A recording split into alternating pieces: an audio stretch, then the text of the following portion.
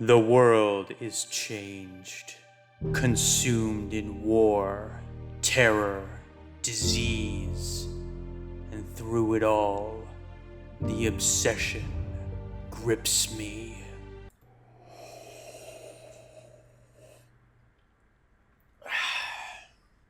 What if Man of Steel was 2 movies? 12 years ago, the DCEU began, and there was much desaturation.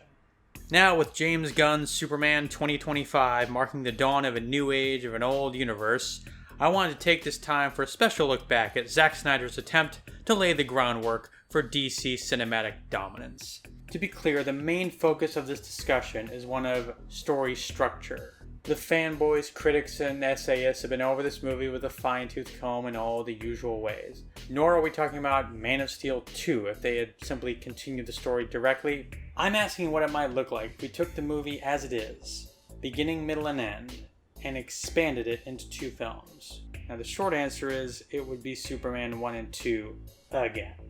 Our hero has his origin, meets Lois Lane, gets a job at the Daily Planet, and foils a plot by Lex Luthor in part 1. While in the second, more action-y chapter, General Zod and company show up and we get to see Superman go up against not one but several foes in the same weight class. That's as good a reason as any for them to not want to repeat themselves. And given that those 2 films are still considered the high watermark for the character on the big screen, yet another take on the origin story that hits all the same beats wasn't exactly high in demand. This is only a few years after Smallville ended, which managed to stretch the origin across over 200 episodes. And let's not forget Superman Returns. That film spent most of its energy obsessively mooning over the Richard Donner original at the expense of its own story, characters, and themes. And it would have been nice to see a new 21st century version of Lex Luthor, particularly from the Dark Knight creative team. But it's still rewinding the clock back to very familiar ground at this point. Don't forget that there were 5 Superman movies before Man of Steel, and Lex Luthor was in 4 of them. A fresh take was definitely warranted. And as far as the initial question, we have to address the elephant in the room, which is of course Rebel Moon. Yes, Snyder's Star Wars with more chest hair blank check from Netflix turned into a bit of an Emperor has no clothes moment for the previously Teflon visionary. So nowadays the idea of a Snyder picture in 2 parts sounds kinda laughable. And yet, the idea persists. Like, it might have taken some of the edge off if these 2 theoretical movies were shot back to back, but of course, the original films did that too. Granted, it would be done for mostly different reasons this time around, but still, I'm beginning to think that the next time they want to reboot the origin story, they better give us a full trilogy right out of the gate, Lord of the Rings style. Anyway, when you take a step back and look at the 2 films in the broadest strokes, the first parts would be almost unavoidably similar, but the part 2s would be quite different. Zod's motivation in Man of Steel has a lot more going on than the Terrence Stamp version. There's a more interesting dynamic with the military.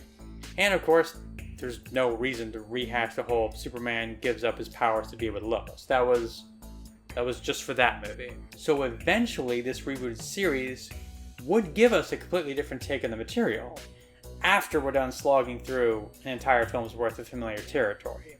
In this case, I pitched that both parts be released the same year, 2013, like the Matrix sequels a decade earlier. So let's get into it. The launch point for this hypothetical is the oil rig rescue. The first scene on Earth, the first time we see Henry Cavill in action. It's a fabulous opening scene. Then you remember that it's over 20 minutes into the movie with an extended prologue with Jor-El and Zod and the destruction of Krypton. It's crazy when you watch it on its own, because it's the perfect opener. Surely a movie that has this scene in it. It's the first scene. So that's where we start. The oil rig opens part 1, Krypton opens part 2. Easy, right? That means when Clark activates the scout ship and meets Russell Crowe as Jor-El, it's the first time we're meeting Jor-El also. But before that can happen, we have to meet Clark, so that's where most of the flashbacks with young Clark are going to go. So the first leg of Clark's journey is much the same. Now Lois is where things get a little tricky, because now we're getting into the connective tissue that holds the plot together. It makes her a very different take on the origin, and I must say, makes Lois a lot more active from the outset. Here we get into the close encounters of the third kind action with the discovery of the scout ship, where Lois is on the scene to investigate. And Clark is snooping around there too, because in the bar scene he overheard the army guys go on about an anomalous object. So it's here that we get Clark and Lois's first meeting. Or is it Kal-El? He doesn't know that name yet, so I guess he's still this weird rando with laser eyes to her. As the ship takes off and Lois delivers the voiceover to Perry White, it starts to become her movie as much as Clark's. Look at that. We meet Clark out in the world, and then we meet Lois out in the world. That's different. Usually it's like Smallville or Metropolis. Instead, it's Clark's thirst for answers and Lois's ambitions as a reporter that draw them to the same location, rather than Lois reporting on business as usual until Clark blunders into her town. Now, of course, Clark can finally meet Jor-El and get the Krypton slideshow, which leads into the first flight and the pulse-pounding Hans Zimmer score.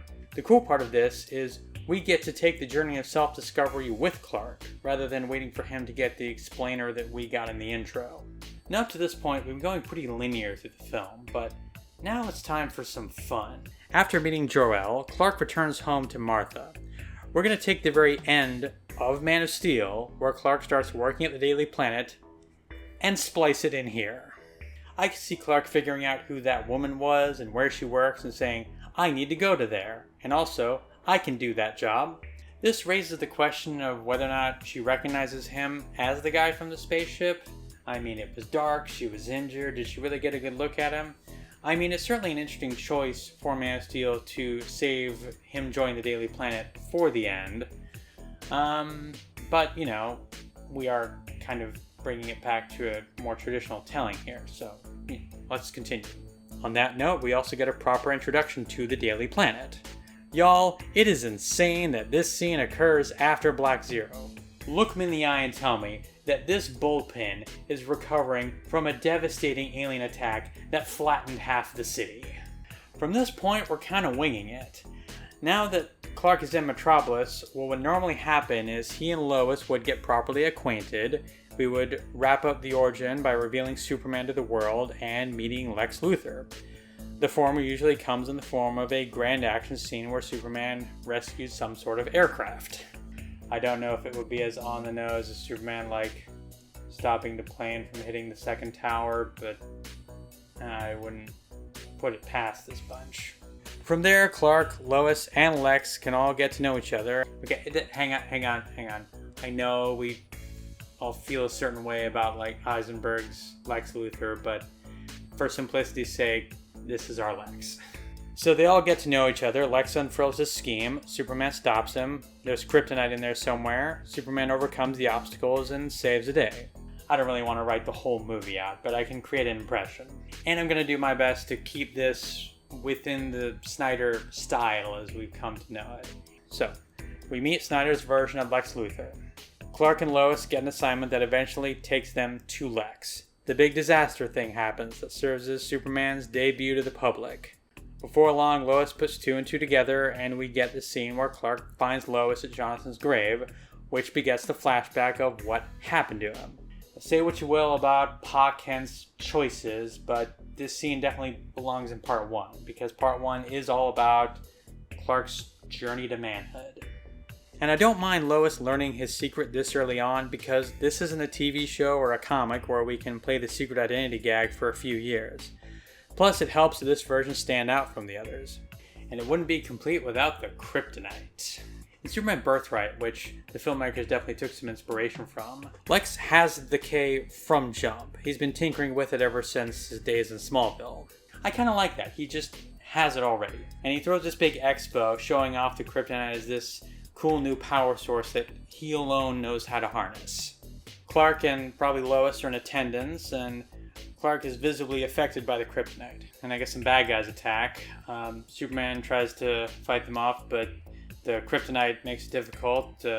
Lex is paying close attention and puts it all together. This is some of that been there, done that I was referring to in the intro. On the other hand, the way that the Donner films brought in kryptonite was, in my opinion, really dumb. So dumb that I did a whole rant video about it 10 years ago.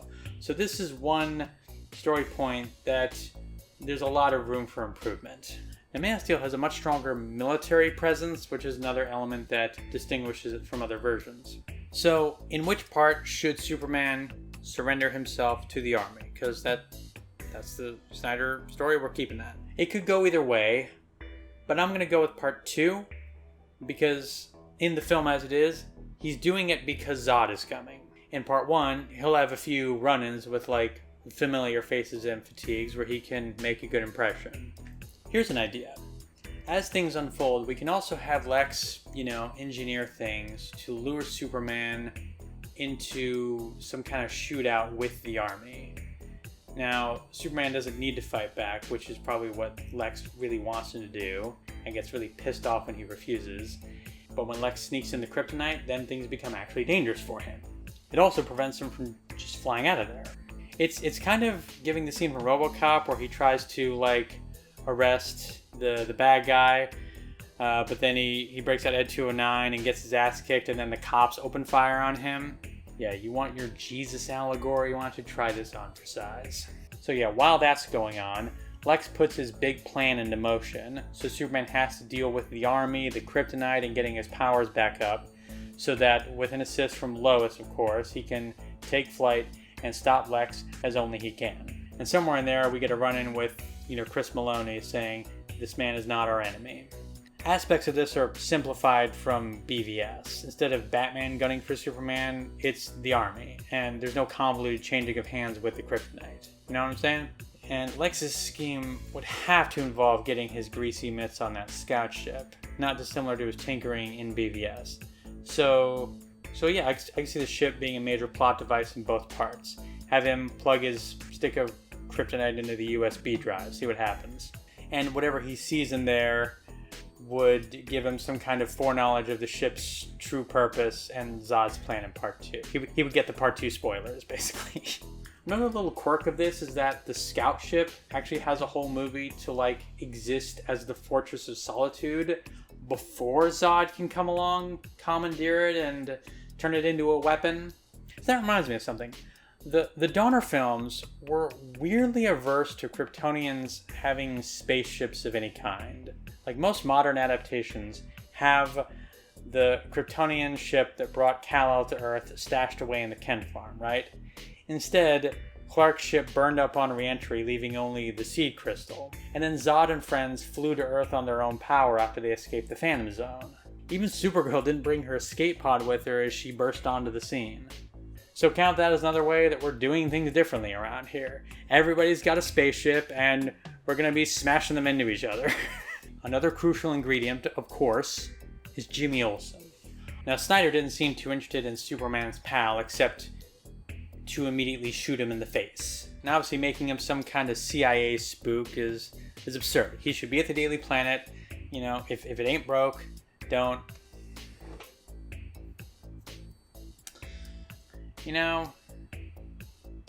The army's here, so put Jimmy in the army.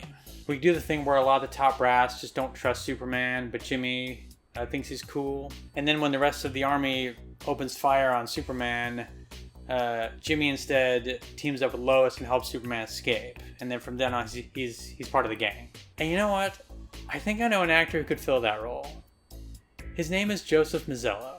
Remember little Tim from Jurassic Park? Yeah, he grew up and he continued acting, including a big role in the miniseries The Pacific, the quasi-sequel to Band of Brothers. He also popped up in G.I. Joe Retaliation, which actually came out the same year as Man of Steel. So, yeah, just pluck him out of that mess of a movie and drop him into here. He's already got the uniform on. Again, I don't love the militarization of Jimmy Olsen, but I'll take this over shooting him in the face. So once kryptonite is on the table, we run into a problem that was also in the Donner films, which is, why is there no kryptonite to fight Zod? The simplest explanation would be that the kryptonite that Lex is using, that's all anybody's got. So if they destroy it in the climax of part 1, then it's one less thing for Zod and his friends to worry about. And then Lex could be like, I told you, didn't I tell you? Ding, ding, ding, ding. Then again, even if they do have some kryptonite for part 2, there are other ways that Zod can regain the upper hand. But if there's no more kryptonite, then part 2 is free to play out much the same as the actual film. So yeah, Superman defeats Lex, destroys the kryptonite, and stops the big thing. The scene where Superman confronts General Swanwick fits neatly towards the end of part 1. Now, if the perp walk is later, the drone scene might be the first time he and the General meet, or the first time they have a real conversation. And just when we think we're safe, the whole world gets Zod's message, ending part 1 on a cliffhanger. You know, it's almost like we're taking the movie as it was originally shot and going, actually, let's shell out a few million to expand this into 2 parts, huh? So that brings us to part 2, and I guess the fall of 2013. Like I mentioned before, part 2 opens with Man of Steel's opening on the planet Krypton. We heard all about it from Jor-El's presentation in part 1, now we get to see it for real. And we think we know what's coming, but then we get all this fuss over the Codex, which won't be relevant until Zod shows up anyway, so no mention of it until now. Plus the big shocker of Zod killing Jor-El. I like this change actually, because while we lose out on the classic image of the parents embracing as the world goes to hell around them, it sure does add a personal stake for our hero. After this is a good spot for one more Pa Kent flashback, a nice way to reestablish things before picking up the cliffhanger. So with all of that shoved into part 1, part 2 covers pretty much the second half of the movie. It really makes me wonder if each part would even fill out 2 hours. Then again, Snyder has his ways of beefing up the runtime. If anything, a lot of dialogue scenes and character beats would have, a little more room to breathe. I'm sure a lot of the action scenes were tightened up in the editing room. So, maybe we could just let them run a little longer. So we rejoin Clark with that scene in the church. Add in something between Clark and Lois, I guess, to rehash where she's at. Now we can get into it as Superman surrenders himself to the military. The dialogue would be very different because everyone's seen Superman in costume and in action by now, so it's more how he's facing General Swanwick and stating his intentions directly, rather than relying on Lois as his, go-between. The dialogue between him and Lois would also be different, but maybe not that different. In the actual film, they have met already. He didn't have the costume before, so that was new for her. But in this version, maybe she hasn't asked him about it yet. Like I said, the gist of it is pretty much the same. So yeah, to recap, Zod and company drop in, share their backstory. Clark finds out he's going to terraform Earth and kill all humans. He and Lois escape. Big fight in Smallville. They regroup and formulate a plan to stop Zod. Black Zero event. Collateral damage. Final showdown with Zod.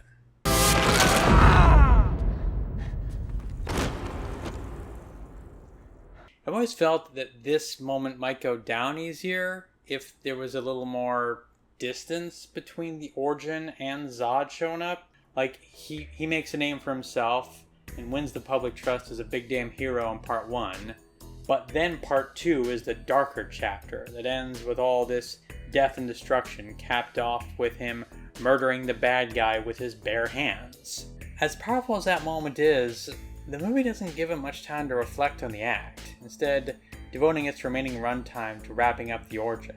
Even BVS seems really uninterested in that part, so I imagine we could work on that. So anyway, that just leaves... Hold up.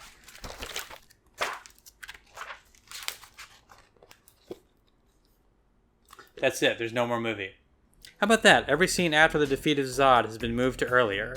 Confronting General Swanwick ends part 1. Going to work at the Daily Planet, the film's final image, is the middle of part 1. Oh, the flashback to Baby Clark in the Little Red Cape, a weird choice, but still. We can maybe, toss that in here. And that way, part 2 is like bookended with flashback scenes. But yeah, there's nothing left for the resolution. Part 1 is hogging all that stuff. So I guess we're winging it again for the wrap-up. So, Superman checks in with Lois. He's glum after the battle, between all the collateral damage and, killing Zod the way he did. Martha too, see how she's holding up. I would add a scene of Martha, leading the cleanup on the Smallville main streets, Oh, if General Swanwick is actually Martian Manhunter in disguise, we could just do that here. I could see that being a last-minute addition, because part 1 did big numbers. So the studio ordered reshoots because now they're really ready to, ramp up for Justice League. And doing that would echo their meeting from the end of part 1. So there's that. Okay, let's outline the entire scene order of both parts as I see it. Open part 1 with Fisherman Clark and the oil rig rescue. Flashback to young Clark in the classroom. Clark on the road. Young Clark saving the bus. Pa Kent shows Clark the spaceship. Clark at the tavern hearing about the dig site. Lois at the dig site. She and Clark run into each other. He makes off with the ship. Lois at the Daily Planet reporting to Perry. Clark meets Jor-El, who tells him about Krypton's destruction and General Zod. Clark gets a supersuit and takes his first flight. Clark returns home to Martha. They visit Jonathan's grave, transition to him working at the Daily Planet. Lex Luthor's introduction. More Daily Planet scenes.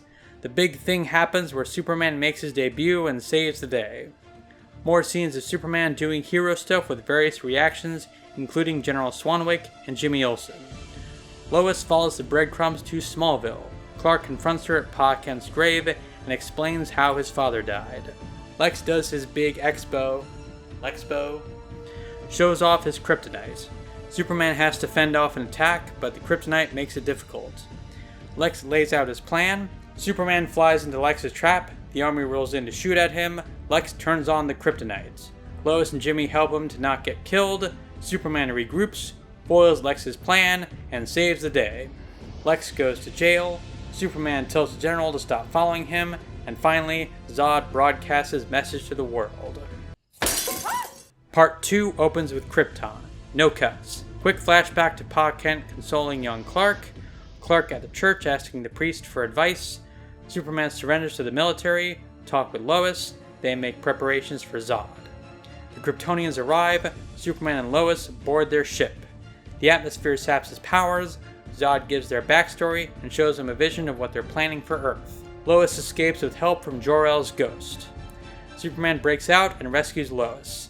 The Kryptonians attack Smallville. Superman and the army fight them off. Superman checks in with Martha. Zod orders to start the terraforming ship. Superman brings in his pod and they form a plan to stop Zod. Black Zero and the Battle of Metropolis. All of it. Final fight with Zod to the death. The aftermath, Superman gets encouragement from Lois, Martha, and finally Martian Manhunter. Is Lex still locked up? Yes? No? Maybe? Final image with baby Clark with his baby cape. So, does this make for a better movie or movies? You know, in some ways. A lot of the issues are still present, even with my own editorializing. It'd be great if some of the more nonsensical bits from BVS get to unfold a little more organically and in the right context. Hopefully give whatever is used to lead into Justice League more room to breathe rather than trying to rush things. In this context, Part 1 is the origin with a fresh coat of paint, and Part 2 is left with all of the dark stuff, all the violence and destruction that the studio and the filmmakers were so keen on injecting into this new modern version. Now when Superman has more time to establish himself, the level of collateral damage is even more troubling because this isn't his first time at bat. He should be better at this by now. The whole thing ends on this bummer note with everyone traumatized and Metropolis in ruins. There's no upbeat ending with an immaculate Daily Planet and Lois greeting Clark on his first day of work. You know, it kind of reminds me of Invincible that way. And nothing can go wrong. Oh no, it all went wrong! I could see this being a feature rather than a bug to the filmmakers, like they're trying to evoke the ending of The Dark Knight, where it's sort of a Pyrrhic victory. Clark isn't feeling so heroic as he did at the start. The public is kind of hot and cold on the Man of Steel now, and even Lex is sort of vindicated. Given what we know now, there are still plenty of ways this incredibly complex extended universe could have run aground. Even the MCU couldn't stay on top forever. But if Marvel taught us anything about this kind of filmmaking, it's the importance of a good solid foundation, which Man of Steel could have been. Maybe. So yeah, that about covers my obsession with this movie. Maybe it's my way of putting it to bed, you know? Here's hoping that everyone's learned the right lessons and the next go-around can be a little smoother. But I want to hear from you. What about Man of Steel or the Snyderverse? Are you still not over? Personally, I would like to have seen this Lois be a little more humorous and wisecracking. I mean, you've got Amy Adams. She can do it all. So yeah, subscribe to my channel. Got more videos coming in the near future. Check out my website. Take care, and free Palestine.